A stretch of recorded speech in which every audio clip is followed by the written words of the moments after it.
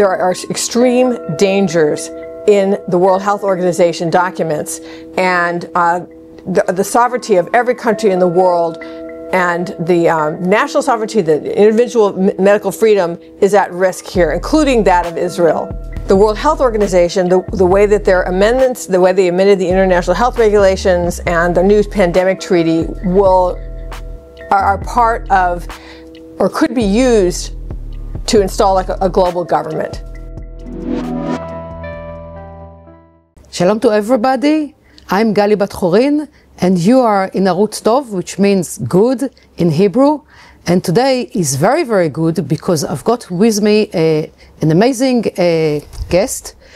Her name is attorney רג'י Littlejohn, and she's done an amazing journey and found herself fighting the globalism, the globalism, and especially the organizations like the World Health Organization.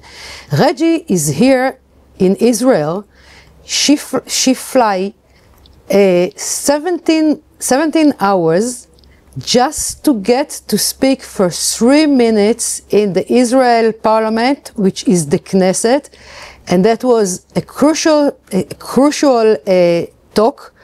Because obviously the question here whether Israel is going to withdraw from a World Health Organization, and I would say, רג'י, and I want to know if you agree with me, that if Israel will not withdraw, there will be no Israel.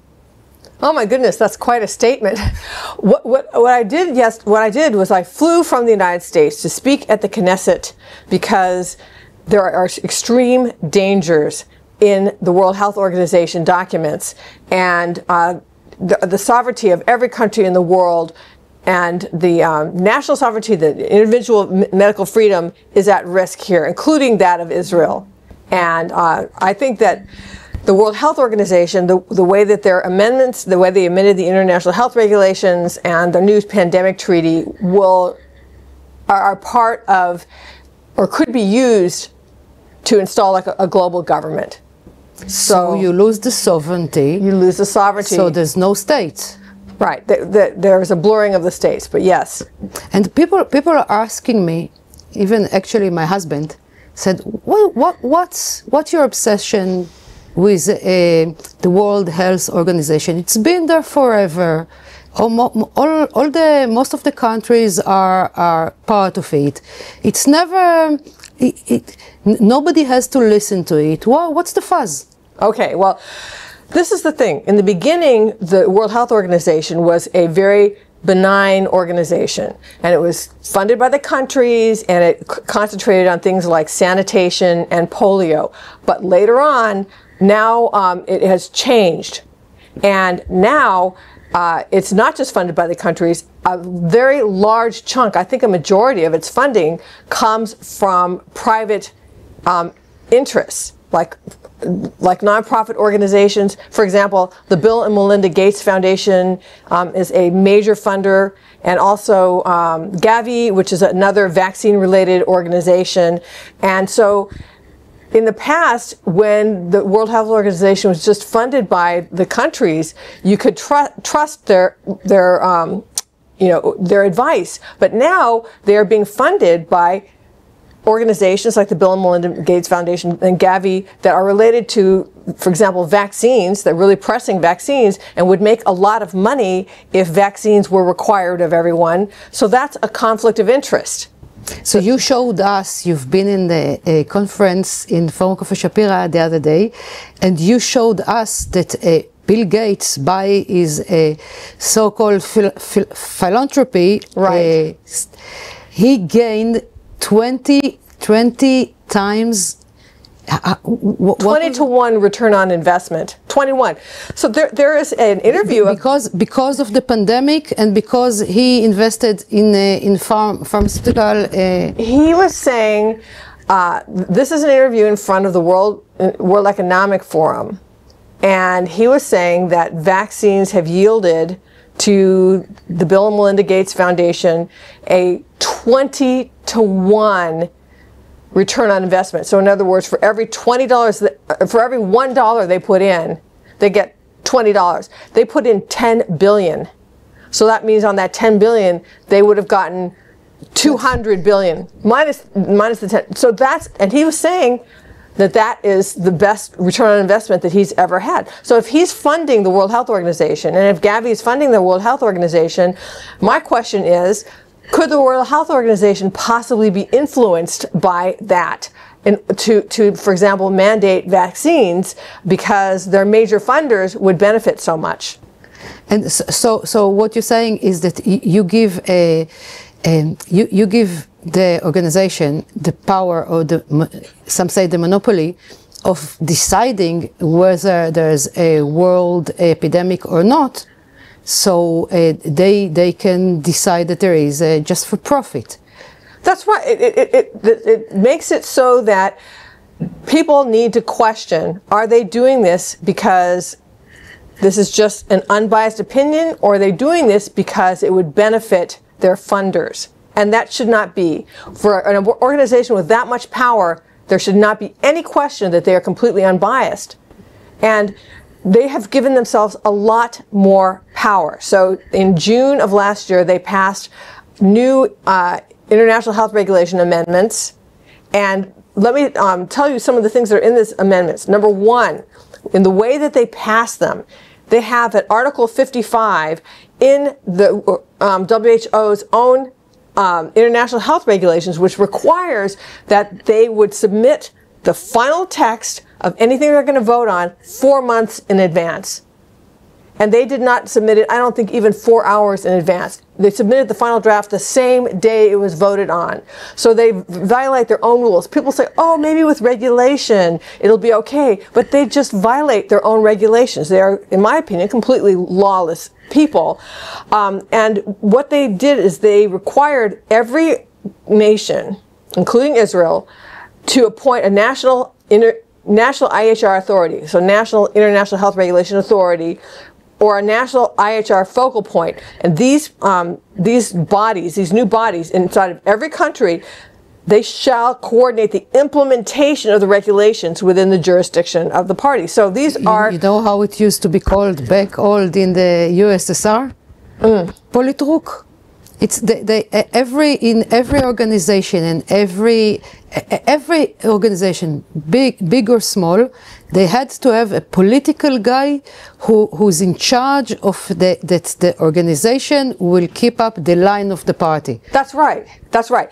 So, and that's what they were. That is currently required by the new international health regulation amendments.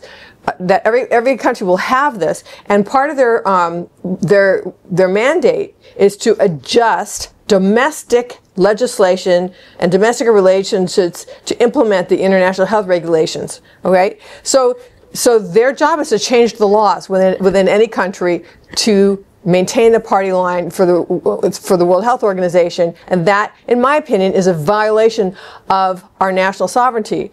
And there's another. I have to stop you here. Okay. It's Alfred Schwartz. Yes. Has described what sovereignty means, and I want to make it more precise. Okay. So sovereignty in the philosophical term is.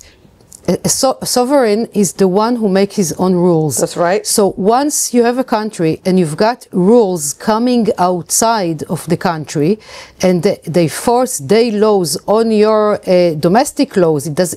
So the court and the rule makers become executives for the international government or whatever. But for one thing for sure, the Israeli citizen or British citizens or ever citizens, they do not vote anymore to those who makes the rules. They get the rules from outside. That's right. That's exactly right. And the people of the World Health Organization were never voted on. They're not elected officials. They're appointed. And there's another part of sovereignty. Sovereignty is the ability to make your own decisions and to implement them. And so they are also violating sovereignty by requiring nations to surveil their citizens and to address or in the pandemic treaty, it says prevent misinformation and disinformation. So what's misinformation and disinformation? It's anything that the World Health Organization doesn't agree with. So in the very beginning of the pandemic, they just basically parroted the Chinese Communist Party's lies, where the Chinese Communist Party said there's no human-to-human transmission. They also said this could not have come from a lab leak. It came out of a wet market bat, you know. So anyway, so the World Health Organization, if you had said, no, there is human-to-human transmission, if a scientist, you say, look, I can see there's human-to-human transmission, that would have been misinformation and disinformation, and you would be censored, all right? And if you've said, oh, and people who did say, look, this looks to me, I have analyzed the genetic code. It looks to me like it came from a lab leak. Then you would be censored. So you have so many problems just in these few sentences. First of all, what is a fact? What is information? Because we grew to believe that the facts about science are coming from the Science Institute. Now, the World Health Organization is going to be the monopoly of the the scientific knowledge, exactly, and the one and only one to decide. So once we agree to that, we actually agree that one organization is taking control over the information, over truth. They might be telling the truth, okay? They might be coming from a good intention. I don't believe it for a second, okay? But let's assume they come from a good intention. You do not. Science does not work on a monopoly. That's right. That's anti-science. They say follow science. Telling people who disagree with you, other scientists who disagree with you, that they can't speak or that they're going to lose their medical license is not science. It's anti-science. And it's also an attack on sovereignty, because in order to make your own decision as a country or as a person, you have to have information. You have to have accurate information to be working from. And if they are controlling the information, and if they're saying that anything that disagrees with them is going to be silenced and the people are going to be censored, then that is an attack on your sovereignty, because you cannot make decisions because you don't have the full information. And the amount of power, imagine the amount of power that has one world organization, which is a monopoly over science, at least about everything about health. And you won't be surprised that there's not even one thing in human life that is not concerned to health. They've got so many subjects they think they can interfere. As an example, currently Israel is in a state of war with Gaza. Now, we didn't hear anything from the World Health Organization about the atrocities that has been done by those Palestinians, raping, slaughtering, kidnapping, holding people in terrible condition, burning people to death, burning people in front of their children, in front of their parents. It's just unbelievable. We didn't hear a word. But once we committed to a World Health Organization, they can decide that the war has to be stopped once Israel started to take control, because there is there's fear of a pandemic in Gaza, and we have to obey. Yeah, it's amazing. They can basically run world politics. You know, what they want. Of course, war is going to affect health. Okay? It's hard to think of anything that affects health more than a war. So it's like, okay, your war over here is affecting health, and so therefore we demand that you stop this war. And so that way that they can almost choose who's going to win the war. At the moment, whatever moment they say you have to stop, whoever's winning basically has won the war because they've told you to stop while this side is winning. And so it's a way, it's actually a way for the World Health Organization to run the politics of the world. It's crazy. And that's completely undemocratic, and it's terrible for every country, but for Israel especially, it's unlike how Israel is treated, as if it's some kind of strong minority that take over some poor bunch of poor Palestinians. Jews, Israel is the only tiny country of the Jews, and Jews are 0.01% of 1 promille of the whole population, and we can never get a say in an organization like that. So we will always lose. Yeah, I can see what you're saying, and this is the thing about the World Health Organization, is that every country has one vote. You know, the United States withdrew from the World Health Organization, and I'm very grateful to President Trump for that. But when we were in, we were just one of 194 nations. We didn't have any more vote than anyone else. So that's the way it is in the World Health Organization. I think people don't realize that. But another thing that really concerned me that I talked to the Knesset about was the digital IDs. Oh, that's okay. Great. So the World Health Organization, I believe that they will, so everybody's worried about a pandemic, and then they use the fear of the pandemic as a way to say, okay, now everybody has to have a digital health ID. People in the developed countries would need to have digital health IDs. And the World Health Organization, in conjunction with the European Union, has been rolling these out now for, since I think the summer of 2023, interoperable, international, digital health IDs. But these things, first of all, if it's interoperable and international, for international travel, that means that any country is going to have access to that information, including, for example, China, including, for example, that Israeli information is going to be available to other countries that are enemy countries. I mean, there's no stopping, no walls that they talked about how some countries can access, but countries can't. It's supposed to be completely international, completely interoperable, and they have not really defined everything that's going to be on these IDs. But when I looked at the IDs, the idea of these IDs, I thought, oh my goodness, this could serve as the same platform, digital platform, as the China social credit system. Exactly. And my original work was in China. It continues. I am continuing to be working in China, but I have been fighting the Chinese Communist Party on human rights issues since the mid-90s. And because of that, I know what the Chinese Communist Party, what their tactics are, and I know about the China social credit system. And when I saw these digital so-called health IDs come through, I thought, oh no, this looks like it could serve as the electronic platform for the China social credit system. So in China, they track everything about you. They have facial recognition, real-time geolocation. They know where you work. They know where you live. They track everything that you spend online, your bank account, your online search history, all the postings that you have on social media, your medical history, your criminal history, everything about you, and they come up with a score.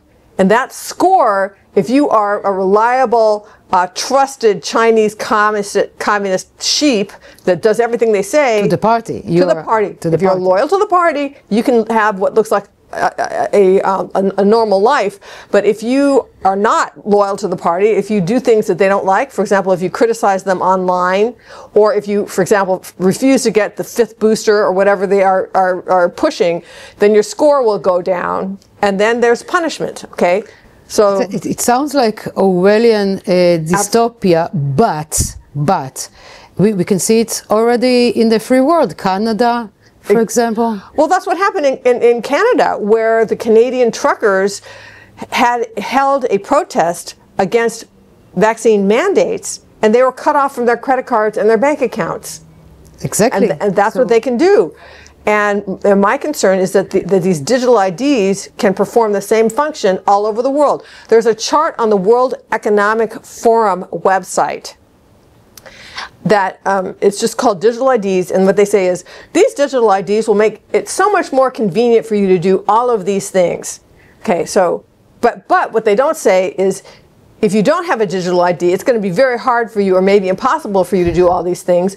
Or if you have a digital ID and you disobey their rules, then you could be cut off from all of these things. So the things are... So what it used to be in the old communist world, in any totalitarian countries, they had to have your neighbors watching you and telling you off. Here you have it in your pocket, and that device just tells everything about you. That's right. To the authorities. That's no right. escape. And you can't just leave it at home, because then you can't get to the bank, you can't get your money, you can't get medical nothing. That's right. So you carry the snitch in your pocket, and it's snitching to the authority. And beside that, it's only one stage, because once the authority has such a power over you, they have no motivation to do anything good for you. So once they took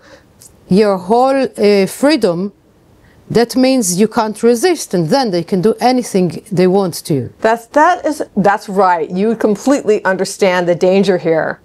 And that's what I was trying to warn the Knesset. You know, if we go down this path, once this thing is installed, there's no going back. You know, because you're gonna need this digital ID to access healthcare, to open a bank account, to own a communications device, like even own a cell phone or a computer, to participate in social media, to travel, including even on the bus. Like in China, you have to have a digital ID and you have to be in good standing to get on the bus, and to purchase things online.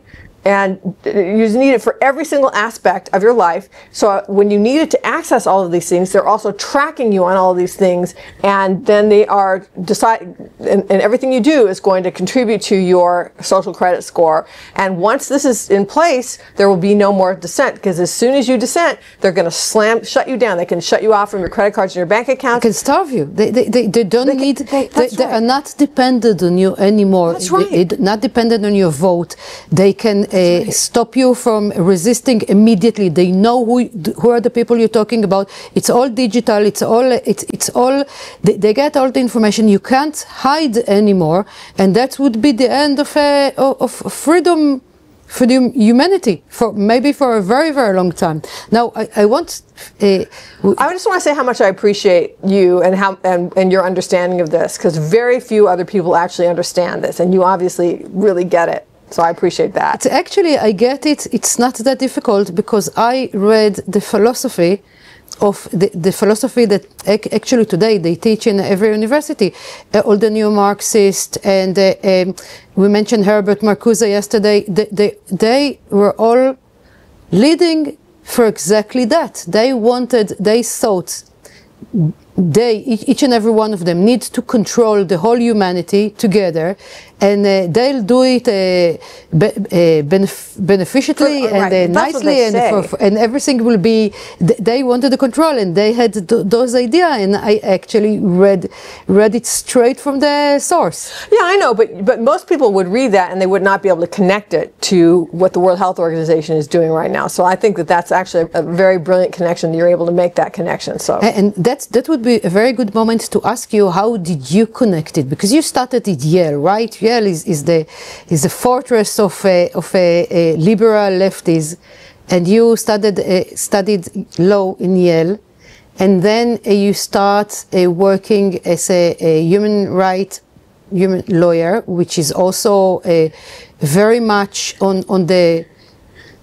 I wouldn't say liberal, because I don't like this. On that side that actually supports the globalism, and how did what happened that you get out of your comfort zone, and what happened? Well, I almost died. That's what happened. I mean, I was working really hard as a lawyer and pulling all-nighters all the time. I had a sleeping bag and in my office. The most all-nighters I ever pulled was 10, and I just I had a health crisis where I became like completely disabled for, I think it was about 5 years. And during that time, I just begged God to save my life, and that if I would like my life to be worth living, to do something important in the world for him, if I were to live. And I asked him to break my heart over whatever breaks his heart. And I had represented some women in China. I was actually an intellectual property and complex commercial litigator, but I represented a couple of women from China who were victims of the one-child policy.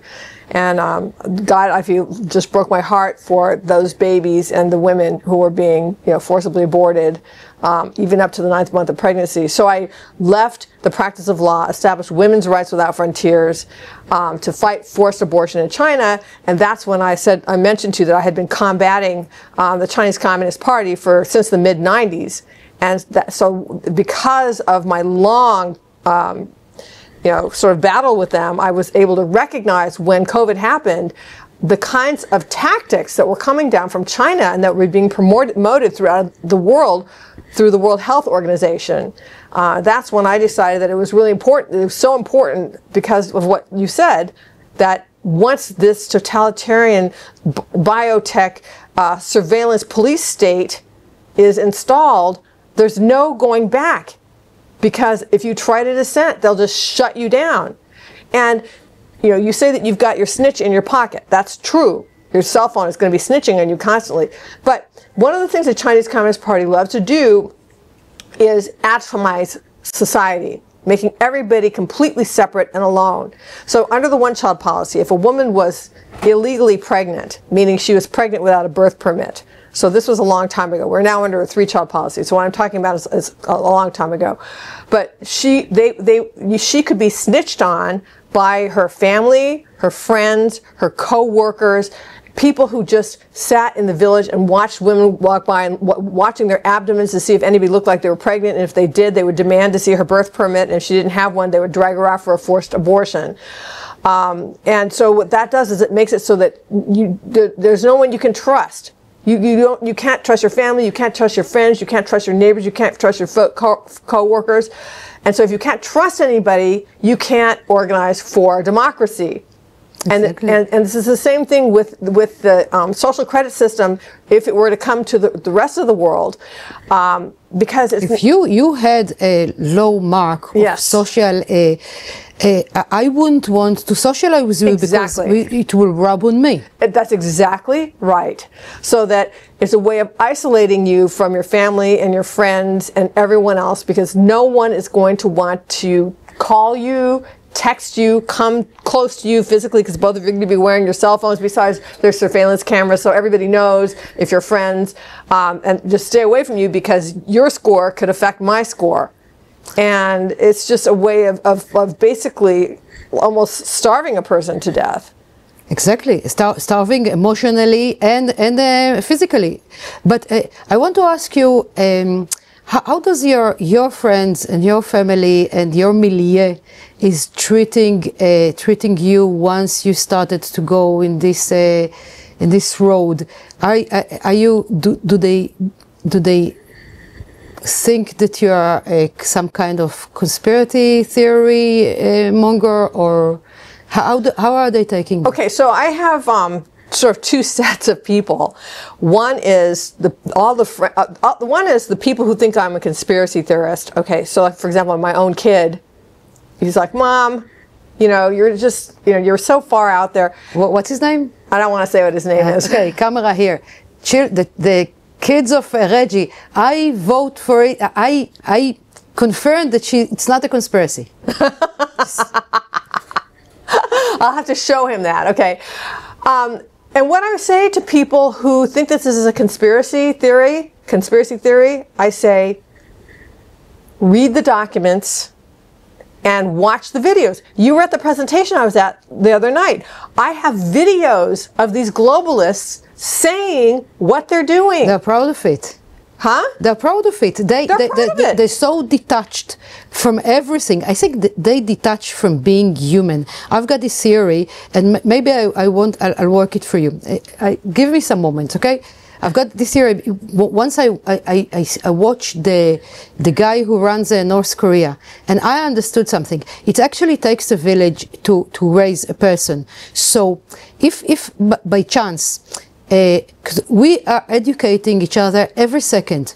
Like you'll punish me if I'm not nice to you, and vice versa. And we're always trying to be on our best side because we don't even feel it, but we are being criticized all over the place every time. The audience are criticizing me, and we're always trying to be our best because we are being criticized. Some of those people got so rich, or maybe there are dynasties of monarchies, that they were detached from that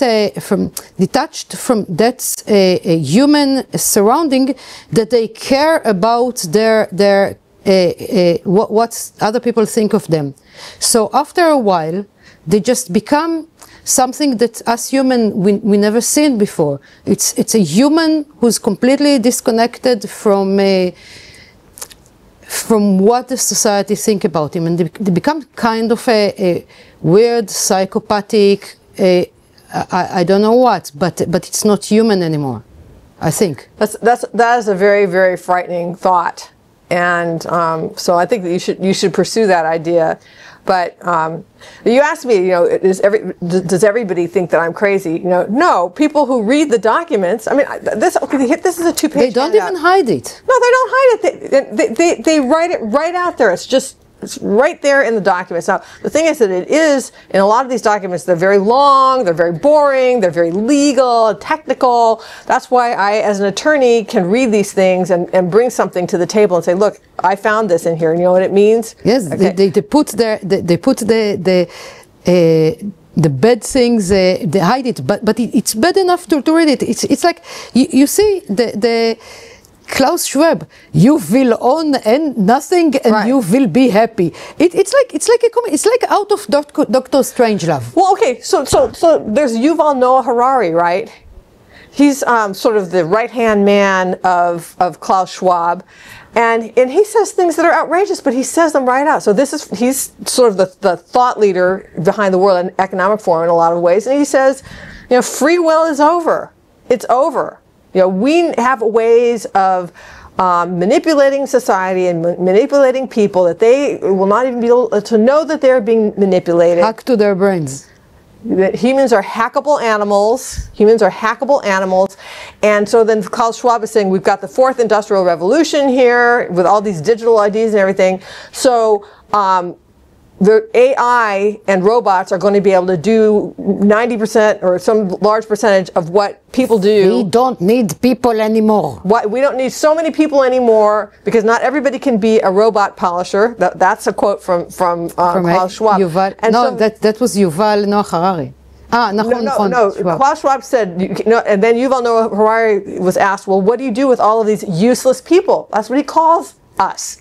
Okay. We'll drug them in computer games. Exactly. He said our best guess is we're going to give them drugs and computer games. And they're saying it out loud. They filming themselves saying it. So what does not to believe? Right. This is not a conspiracy theory. It's a conspiracy. It's a conspiracy. But it's a fact. Exactly. And they're saying it straight out. רג'י, Littlejohn, thank you very, very much. I'd like to speak to you a lot more, but they nagging me there in the hearing, and I've never advertised my own thing, but this time look for Forum Cafe Shapira YouTube channel, and you see the interview and the whole conference that we had with a lot of experts, and it's really it will change your life. Thank you very much. Thank you for being with us, and see you again. Bye. בוקר טוב אליהו, התוכנית החדשה שלי בטוב אקטואליה יהודית. בפינה שלי מדברים על זה פתוח, ללא דין וחשבון. אני שמאל שבגדו בו. שמאל נבגד, הוא רוצח. הוא לא רואה בעיניים, אין לו חמלה לכלום. זה מה שקרה לי ב7 לאוקטובר. ועברתי להיות מה שנקרא אפס חמלה לכולם. אני הייתי נפגש איתם ורוצח אותם. מנהיגי חמאס בשנייה. הבעיה של הימין שהם פחדנים. אני רוצה לראות את החבר'ה האלה הימניים שנמצאים בממשלה. חיילים מתים בקרב, יש פה שפנים.